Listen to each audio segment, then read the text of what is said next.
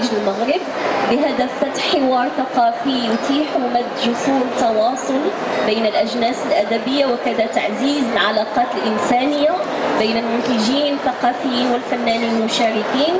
سينفتح الصالون أيضا على جديد الإبداع المغربي والعربي والإنساني، كما يخصص كل جلسة من جلساته لإثارة موضوع ذي علاقة بالقضايا والأسئلة ذات صلة بالراهن الثقافي والفن. Est-ce que ça veut dire واش حنا معروضين هذاك لو صالون في اكادير pour sa prochaine édition on va dire؟ معروضين؟ فوق الراس والعين. مرحبا. alors هاد الناس كاملين يقدروا يجوا عندك المنزل الخاص ديالك. مرحبا فوق الراس والعين. شكرا. باغي نقول بأن لحد الآن درنا 3 صالونات الحمد لله. كان الصالون الأول هو نهار ثاني مشت اللي تأسس فيه الصالون، وكانت استضافة علم من أعلام الزجل القامة الكبيرة الأستاذ أحمد الزجال أحمد المسيح، وكان ضيف شرف الفنان العازف الناي الحاج يونس. اللقاء الثاني كان تم تكريم الفن الروائي والسيناريست يوسف فاضل، يعني بمناسبة حصول المبدع المغربي على جائزة المغرب للكتاب عن روايته طائر أزرق يحلق معي، والتي بلغت إلى القائمة القصيرة لجائزة البوكر العالمية للرواية العربية برسم سنة 2014. وكان معنا ضيف شرف الفنان عازف الناي رشيد زواد، والأمسية كانت من تقديم الكاتب أحمد بوزفور. اللقاء الثالث لأنه صادف السنة الأمازيغية الجديدة 2 يناير 1965، فارتئينا بما أننا موجودين في مدينة سوس، مدينة أكادير قلب سوس، عاصمة يعني العلمية لسوس، فكان وبما أن الصالون فتح العينين ديالو على بمدينة أكادير، فكان من الضروري والواجب أن نحتفي بالثقافة واللغة الأمازيغية. كانت الاحتفالية بمناسبة رأس السنة الأمازيغية 1 يناير 1965، استضفنا الصالون استضاف عدد من وجوه الثقافة والأدب الأمازيغيين، على رأسهم الشاعر الرائد محمد مستاوي. محمد مستاوي غني عن التعريف أول شاعر أمازيغي أصدر ديوان باللغة الأمازيغية. أيضا كانت هناك ضيفة شرف الفنانة فاطمة الحيحيت، والاحتفالية كلها كانت مهداة لأيقونة الأغنية الأمازيغية الفنان عمور البارك، تقديرا واعترافا بدوره في تكوين الموسيقى والفن الأمازيغي المغربي عبر استضافة الفرقة ديالو فرقة هشام ماسين. وبالمناسبة يعني تنترحموا على عمور البارك لأن افتقدناه من أسبوع، فكان آخر تكريم له كان صالون أسماء للثقافة والفنون. شكرا أسماء، شكرا جزيلا على التكريم ديالك. Alors on continue avec les demoiselles on va dire. اسمح لنا أمين قالوا خير خويا. فاطمة زهراء l'EFZAC. Ok alors. FZAC c'est faculté des sciences عين شق. Donc le club بدا وتأسس فعليا في بداية السنة الدراسية أو l'année universitaire en 2014. Mais قبل الفزاك كان le BUMS. C'est le club de la bibliothèque universitaire محمد السقاد اللي تأسس هذا le début de 2014. Madame Sarah, si c'est possible, juste قرب شوية, sinon. C'est bon هكذا؟ Oui, c'est bon. Merci. Donc le BUMS بدا في le début de l'année 2014. C'était une initiative menée par Madame Rachida Roki, qu'on remercie très fort, qui est prof universitaire à la FZAC. Ouais, c'est ce qu'on appelle vouloir plus 3 ou plus 4 dans ces examens aussi. Non, je ne fais pas de la biologie, je suis pas. Zaki. Ouais. Donc voilà. Non, Madame Rachida Roki, c'est une très bonne amie. Merci. Comme j'ai dit, donc les activités de la BUMS et de la FZAC se font chaque mois.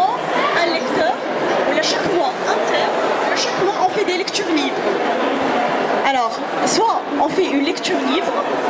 Comme ce mois-ci, on fait de la lecture libre le mois de février. Mais auparavant, janvier, on a lu Amin Malouf, qu'on va faire par la suite une table ronde autour de Amin Malouf et ses écrits en mars, au mois de mars. Avant ça, on a fait une table ronde اللي كانت هي فيها الحضور بزاف كثير اللي حضروا فيها طلبة جامعيين وأساتذة جامعيين حول الذاكرة. كل واحد فينا قرا على الذاكرة que ce soit du côté scientifique ولا du côté littéraire ولا du côté اللي شافوا هو من زاوية المناسبة ليه وتحدثنا على الذاكرة. En quoi c'est, par exemple, les cycles que vous faites, que ce soit le premier à l'Adakira ou le tani à Amin Malouf ou le talet en quoi ça peut amener les jeunes et les moins jeunes aussi à approcher du livre?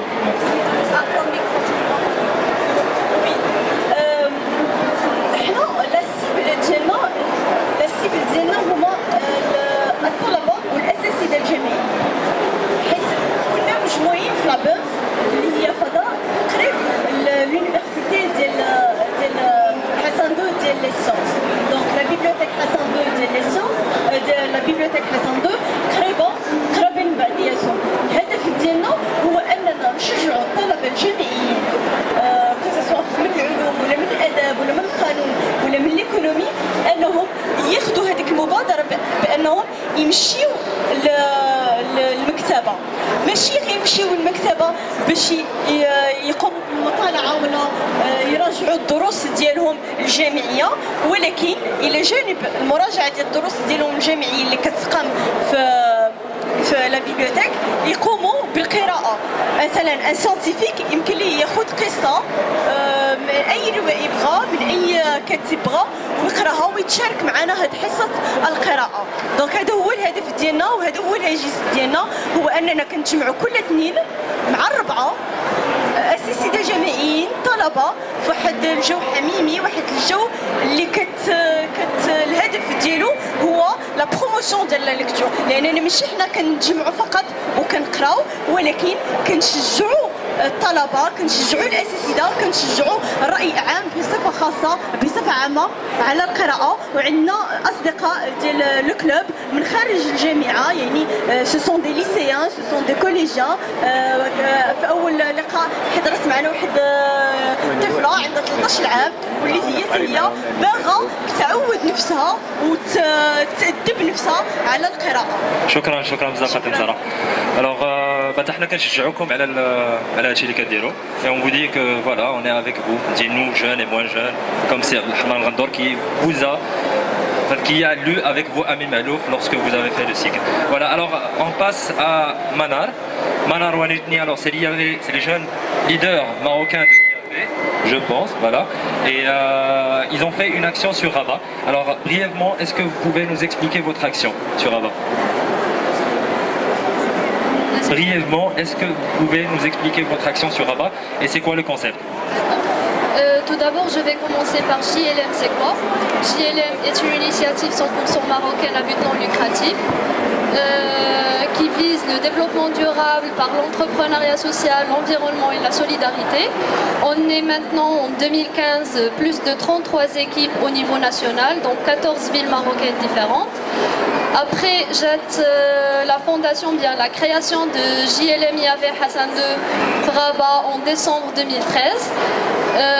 On a réalisé plusieurs projets, soit l'environnement, l'encouragement, la sensibilisation à l'environnement, l'entrepreneuriat social et la solidarité.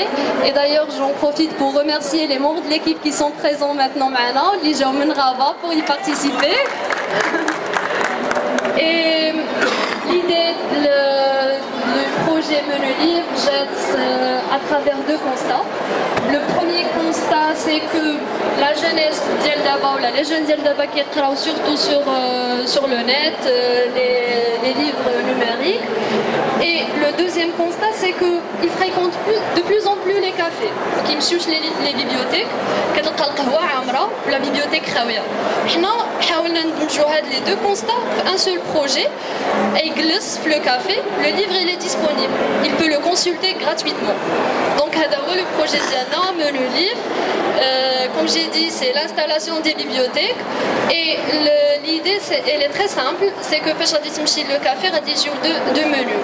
Le menu traditionnel ou bien classique des repas, et un deuxième menu, le menu des livres qui sont disponibles. Donc, le serveur, il a juste les menus vidéo, le menu le menu tani, il va choisir Iqra, en même temps Yakul. Gagnant. Oui, c'est ça. Voilà, alors au fait tout à l'heure on discutait moi et Yasser et justement à l'idée du menu livre. Ce qui est intéressant, ce qu'on a trouvé intéressant, c'est le fait que quand on veut par exemple faire l'achat d'un nouveau livre, si jamais il se trouve dans votre menu par exemple, j'aurai l'occasion de le feuilleter, de lire quelques passages, et si jamais ça m'inspire, je pourrais faire l'achat. Donc c'est vraiment très intéressant à partir de ce moment où dans le menu il y a des livres nouveaux par exemple, pas seulement les classiques on va dire. Voilà, merci madame, merci beaucoup. Alors je pense qu'en... Oui.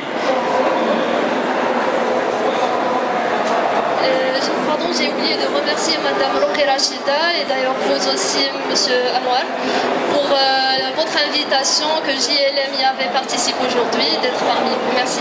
Merci à vous pour votre participation aussi. Alors voilà, on passe à Amine. Amine qui nous vient de l'NCG de Casa, du club social. Alors Amine, vos activités par rapport à la lecture, aux livres et aux lecteurs.